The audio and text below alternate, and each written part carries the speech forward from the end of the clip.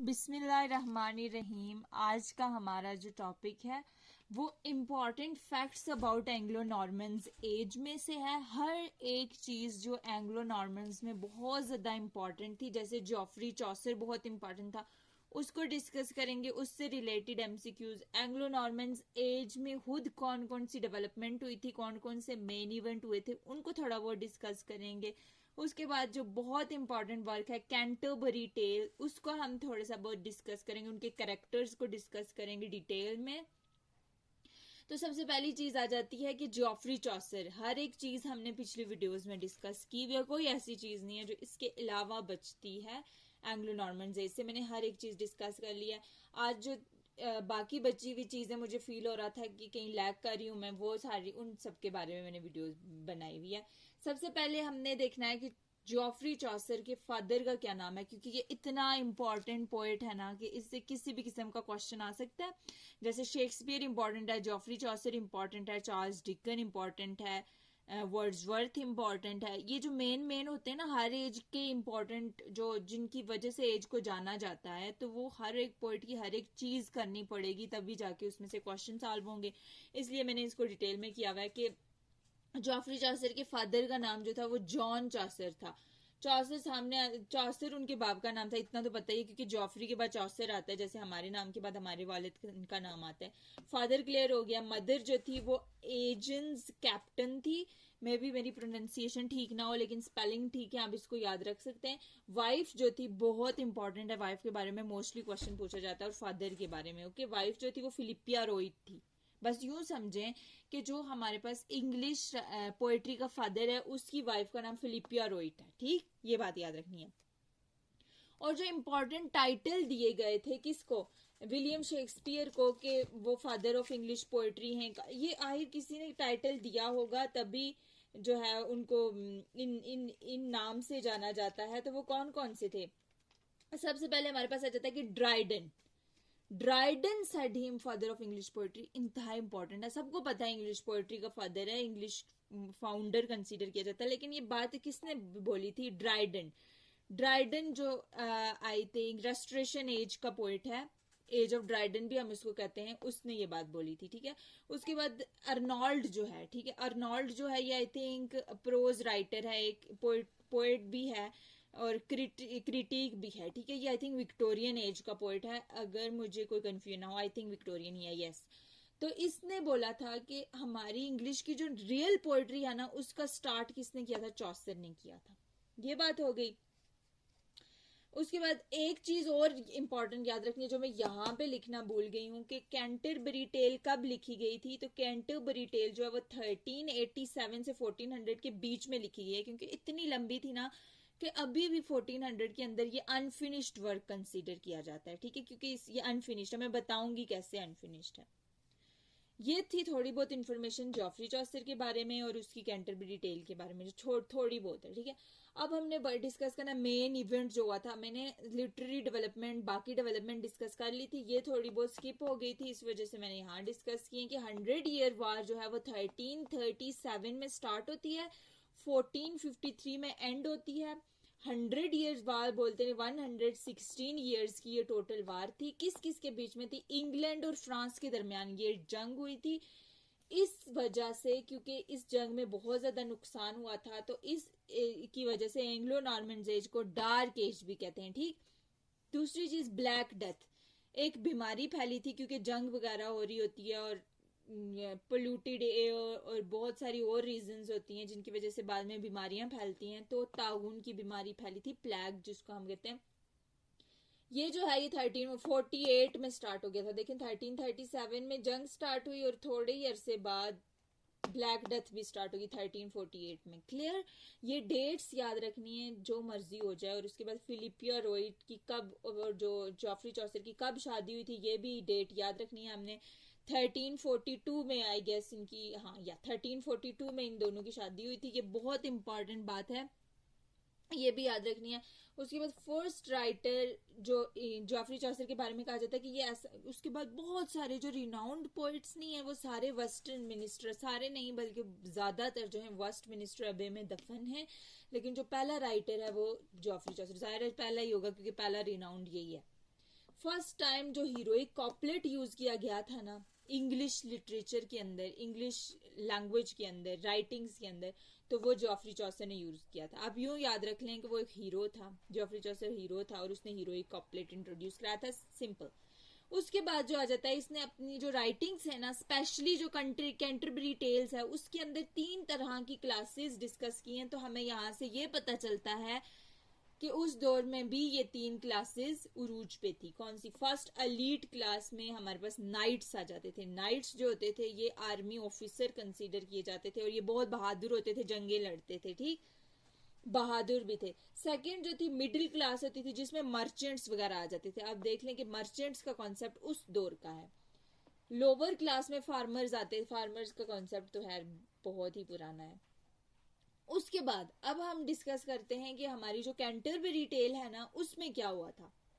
Canterbury tell में जो था, ये एक बुक थी, टेल थी, जो बहुत सारी और टेल्स पे कंसिस्ट करती है। कैसे? 30 बंदे थे नरेटर। इस जो कैंटरबरी है ना हमारे पास, इसका नरेटर खुद जॉफरी चौसर ही है। और इन लोग चौसर को छोड़ के 29 और पिलग्रिमेज थे जो कि हज पे जा रहे थे, पिलग्रिमेज के लिए जा रहे थे। और उनका जो ठिकाना था वो श्राइन थी। श्राइन, एक बात याद रखना, इसका मतलब होता है मजार। किसका मजार? थॉमस बैकेट के मजार पे इनको जाना था, जो जिसको ये पिलग्रिमेज कहते थे, ठीक। वहां पर 29 पैसेंजर्स जा रहे थे जो टोबार्ट इन में थोड़ी देर के लिए रुके थे। ये एक होटल था। पहले ये सारे टोबार्ट इन में इकट्ठे हुए। अगर मैंने यहाँ पर कहीं इसका जिक्र नहीं किया तो मैं यहाँ पे लिख लेती हूँ टोबार्ट इन। ये एक जगह थी, होटल था, जहां पर ये 29 पैसेंजर इकट्ठे हुए। 30वां जो था वो चौसर था। 30 मिलके यहाँ पर बैठे। तो यहाँ पर एक होस्ट थी, ये देखिए, ये मैंने लिखा हुआ है टबार्ड इन, ठीक है, ये मैंने शायद स्पेलिंग गलत लिख दिया। यहाँ पर एक होस्ट थी जिसका नाम था हैरी बेले। हैरी बेले ने कहा कि इस तरह बहुत बोरिंग हो जाएगा, हम सब जब चलते हैं तो एक बंदा 2 स्टोरी सुनाएगा जाते हुए, 2 स्टोरी सुनाएगा आते हुए, मिला के एक बंदा 4 स्टोरीज सुनाएगा। तो हमारा सफर जो है वो आसान गुजरेगा, इंजॉय करते हुए गुजरेगा। और हैरी बेले ने एक और बात बोली कि जो सबसे अच्छी स्टोरी सुनाएगा उसको बाद में लास्ट पे पार्टी दी जाएगी, ठीक, एक मील सर्व किया जाएगा सबकी तरफ से। प्राइस जो था वो क्या था? मील था। नेम ऑफ द होस्ट जो था हैरी बेले था। सेटिंग जो थी टोबार्ट इन थी। अब ये कैंटरबरी टेल शुरू कौन से मंथ में हुई? तो अप्रैल का स्टार्ट था। अब मैंने आपको बताया कि टोटल जो थे वो 30 थे। 30 पैसेंजर्स ने बोला कि एक बंदा 4 स्टोरीज सुनाएगा और मिला के 120 स्टोरीज बन गई कि 120 स्टोरीज टोटल सुनाई जाएंगी। लेकिन जो है ये कैंटरबरी टेल अनफिनिश्ड वर्क है। सिर्फ 24 स्टोरीज ही कंप्लीट हुई थी। चौसर की डेथ हो गई और कैंटरबरी टेल अनफिनिश्ड रहा। क्लियर? अब हम इसके कैरेक्टर्स की तरफ आते हैं। कैरेक्टर्स में हमारे पास 7 एक्लेसियास्टिकल कैरेक्टर्स को हम सबसे पहले बात करते हैं। इन पे एक्लेसियास्टिकल कैरेक्टर्स वो हैं जो चर्च से रिलेटेड थे, जो रिलीजियस सेक्टर से रिलेटेड थे। उनमें ये 7 नाम आ जाते हैं: prioress, monk, friar, clerk, parson, summoner और पार्डनर। ये 7 कैरेक्टर्स आपने रट्टा मार देने की एक्लेसियास्टिकल कैरेक्टर्स थे। सारे कहते थे हम चर्च से रिलेटेड, हम चर्च को सर्व करते हैं। लेकिन इनमें से सिर्फ और सिर्फ 2 कैरेक्टर थे, द क्लर्क और द पार्सन, जो करप्ट नहीं थे। बाकी सब में कोई ना कोई फॉल्ट चौसर ने आइडेंटिफाई किया है और उनपे सटायर भी किया है, ठीक है। इवन के क्लर्क जो था ये अपनी मनी सेव करता था, या फिर ये खुद अच्छा खाना भी नहीं खाता था और पैसे जमा करके, ये ऑक्सफोर्ड यूनिवर्सिटी का स्टूडेंट था और अपने लिए बुक्स खरीदता था। इस पे भी चौसर ने क्रिटिसाइज थोड़ा बहुत किया है, हालांकि ये इतना अच्छा कैरेक्टर था। लेकिन पार्सन में और एक और कैरेक्टर है जिसपे उसने कोई जो है क्रिटिसिज्म नहीं किया। पार्सन एक बहुत नेक इंसान था, पारसा इंसान था, यूं याद रख लें। इसका एक भाई भी था, प्लोमेन। प्लोमेन जो था वो हल चलाया करता था। प्लोमेन वर्ड से ही देखिए, आपको पता है इसका मतलब ही हल चलाना होता है। तो ये एक फार्मर था और एक दो थोड़ा बहुत चर्च से भी रिलेटेड था। और ये दोनों भाई जो थे ये बहुत ही अच्छे इंसान थे, ईमानदार थे। हर एक अच्छाई जो कि एक चर्च जो कि भाई जो थे ये बहुत ही अच्छे इंसान थे, ईमानदार थे, हर एक अच्छाई जो कि एक चर्च जो कि अपनी जिंदगी चर्च के लिए वक्फ कर देते हैं उनमें होनी चाहिए, ये सब उनमें इनमें थी। ये ऑनेस्ट पर्सन थे, जो इनको मिलता था अवाम के लिए उन पे खर्च करते थे, जो उनसे लेते थे उन्हीं के काम के लिए, उन्हीं की सेवा के लिए लेते थे। अब जो बाकी बचते हैं इनमें कोई ना कोई फॉल्ट था, तो हम डिस्कस करेंगे कि क्या फॉल्ट था। उससे पहले मैं आपको बता दूं कि सबसे इंटरेस्टिंग स्टोरी, ये जो 24 स्टोरीज थी ना, इनमें सबसे इंटरेस्टिंग स्टोरी थी द वाइफ ऑफ बाथ की। ठीक है, अब क्या इंटरेस्टिंग स्टोरी थी ये हम अगली वीडियो में डिस्कस करेंगे, लेकिन मैं आपको इसके कैरेक्टर, इन सब के कैरेक्टर के बारे में आज डिस्कस करूंगी। और लॉन्गेस्ट जो टेल सुनाई थी ना, वो नाइट ने सुनाई थी, द नाइट ने। ये फर्स्ट टेल सबसे पहले इसी ने सुनाई थी और लॉन्गेस्ट भी इसी ने सुनाई थी। अब जो है, अब हम डिस्कस करेंगे कि नाइट किस तरह का कैरेक्टर था। चौसर ने कहा है कि इसने 14 जंगें लड़ी थी। कितनी जंगें लड़ी थी? 14 जंगें लड़ी थी। इतना बहादुर था कि इसने पहली जो जंग जीती थी वो अलेक्जेंड्रिया 100 ईयर्स वार वाली जगह, यानी इसने जीती थी नाइट। मैंने आपको डिस्कस किया था ना 100 ईयर्स वार में, ये इसने लड़ी थी और यहाँ से ये जीता था अलेक्जेंड्रिया के मुकाम पे। सिमिलरली इसने हर जगह जो है वो जीता था, Lithuania, Turkey, Algeria, Ben Marin, मतलब स्पेन, हर जगह, प्रशिया, ये हर जगह पे जीत के आया था। 14 जंगें इसने जीती थी। उसके बाद जो है, ये इसकी बहादुरी के बारे में मैंने आपको बता दिया है। उसके बाद इसमें जो और कैरेक्टरिस्टिक्स थी ना, ये सच्चा था, ट्रूथफुल था, ऑनरेबल था, इज्जत के काबिल था, जनरोसिटी यानी आज़ादी को हमेशा, और कार्टिसी को फरोग देता था, यानी कार्टिस था, मतलब आजिज पसंद था।